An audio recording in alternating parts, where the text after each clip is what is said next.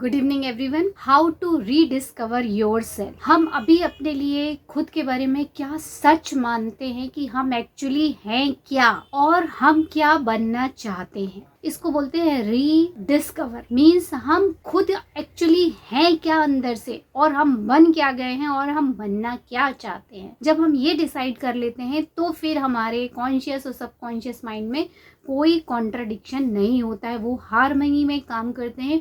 ये भी ब्रह्मांड का एक लॉ है, नियम है, यूनिवर्सल लॉ है कि जब हम हार्मनी में होते हैं तभी हमारे अंदर का जो एक्सेप्टेंस का पावर है वो बढ़ता है और वो फिर प्रकृति हमारे लिए खुद ब खुद काम करती है। फ्लोरेंस शॉवेल्स इनके बहुत सारे एफर्मेशंस है जिसमें उन्होंने बोला है कि let me keep a side, मतलब मैं अब साइड में खड़ी होती हूँ और नाउ ब्रह्मांड का जो पावर है, जो यूनिवर्स का पावर है, वो मेरे लिए काम करेगा या काम कर रहा है।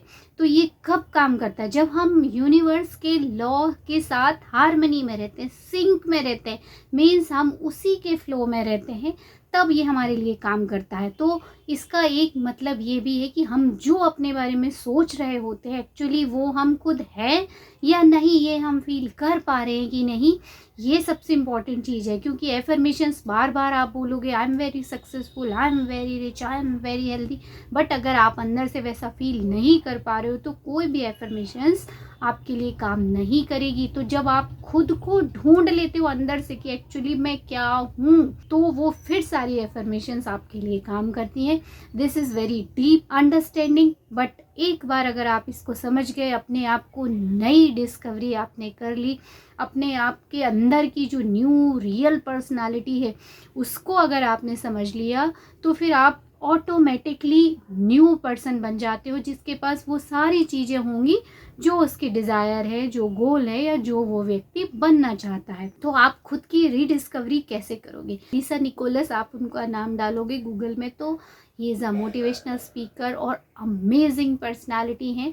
और द सीक्रेट मूवी में उन्होंने भी एक रोल पार्ट उसमें लिया है और आप देख सकते हो उसको। He is a very successful, extremely successful and famous personality. और उन्होंने उनकी जो जर्नी शुरुआत की उसमें सबसे पहली जो चीज़ थी, उन्होंने यही बताया कि कैसे मैंने मिलियंस ऑफ डॉलर अट्रैक्ट किए सिर्फ एक इस चीज पे कि खुद की स्टोरी क्या होनी चाहिए, पहले ये बनाओ। खुद की स्टोरी मतलब हम खुद कैसे हैं, क्या है, हम क्या करना चाहते हैं, कैसा महसूस करना चाहते हैं। जब आप अपनी खुद की स्टोरी चेंज करते हो ना, एवरीथिंग विल चेंज। तो ये स्टोरी वही है कि हम खुद की रीडिस्कवरी कैसे करें। तो सबसे इम्पोर्टेंट चीज होती है कि सबसे पहली चीज खुद से प्यार करना सीखो। ये 3 स्टेप मैं आपको बताती हूँ, ये आपको एक नया पर्सन बना देंगी और जेन्युइन पर्सन जो रियल में आप खुद हो, आप वही बन जाओगे। फिर आप इस रैट रेस में दौड़ोगे नहीं, भागोगे नहीं, आपको एक आत्मिक शांति मिलेगी और आपको लगेगा कि यस, मेरा पूरा मैनिफेस्टेशन ऑलरेडी डन है, ऑन द वे है। और आप एक अजीब सी शांति की जो फीलिंग होती है वो महसूस करने लगोगे। तो सबसे इम्पोर्टेंट चीज़ जो मैंने बताई, लव योर सेल्फ फर्स्ट। अब अपने आप को खुद कैसे प्यार करना है? शुरुआत में आप उसको सिर्फ इतना भी बोलोगे I love my self, I love my self. आँख डाल के खुद को देखिए मिरर में और रोज आप 5 मिनट बोलिए। 5 मिनट तो बहुत ज़्यादा होते हैं, आप 2 मिनट भी अपनी आँख में आँख डाल के बोलिए I love my self, I love my self. तब आपके अंदर का ट्रू लव का पावर आपकी लाइफ में भी मैजिक करने लगेगा। क्योंकि हमारा कई बार क्वेश्चन पूछते हैं कि लव ही क्यों, लव की फीलिंग ही क्यों है जो हमको एक आत्मिक शांति का अनुभव देती है या हमारे मैनिफेस्टेशन को कंप्लीट करती है। वो इसलिए क्योंकि हम ओरिजिनली लव की एनर्जी से ही बने हैं। ये प्रकृति बहुत प्यार से बनाई है, ईश्वर ने हमको भी बहुत प्यार से बनाया है। तो ये हमारा नेचर, ओरिजिनल नेचर है प्यार करना। तो जब हम खुद से प्यार करने लगते हैं तो वो एनर्जी रेडिएट होने लगती है, हमारे आसपास के सब लोगों से भी हम प्यार करने लगते हैं। और जब हम खुद प्यार करते हैं तभी हम दूसरे को प्यार दे सकते हैं।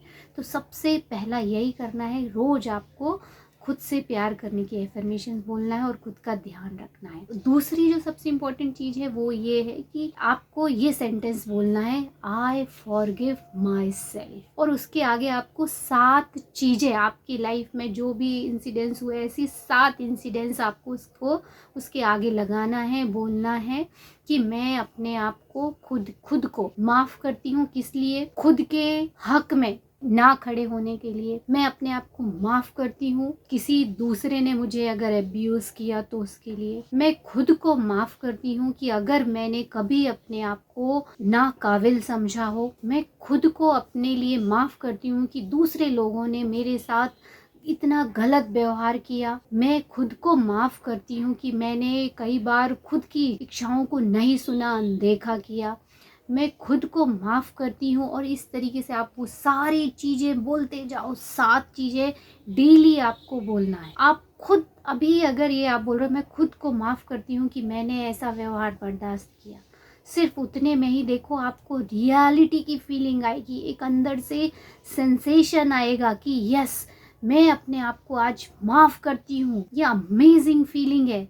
और उसके बाद जो थर्ड आपको काम करना है वो आपको अपने लिए कमिट करना है कि I am committed to myself to give respect to myself. Means मैं आज से कमिटेड हूँ खुद की रिस्पेक्ट करने के लिए। मैं आज से कमिटेड हूँ खुद की सेल्फ स्टीम बढ़ाने के लिए। मैं आज से खुद को कमिट करती हूँ कि मैं अब अपने आप को कभी हर्ट नहीं करूँगी। मैं कभी भी ऐसा व्यवहार अब बर्दाश्त नहीं करूँगी। I am committed to myself, never hurt myself. मैं कभी अपने आप को दुखी नहीं करूँगी। I am committed to myself, never think about negative thought. इस तरीके से आप 7 चीज़ों के लिए कमिटेड रहो कि अब मैं अपने लिए ये कमिट कर रही हूँ। और आप वही चीज़ें कमिट करो जो आपको फील कर रहे हो, आप जो आप चाहते हो, वो सारी ऐसी 7 चीज़ें करो। डेली आपको प्रैक्टिस करनी है, 30 डेज़ की प्रैक्टिस।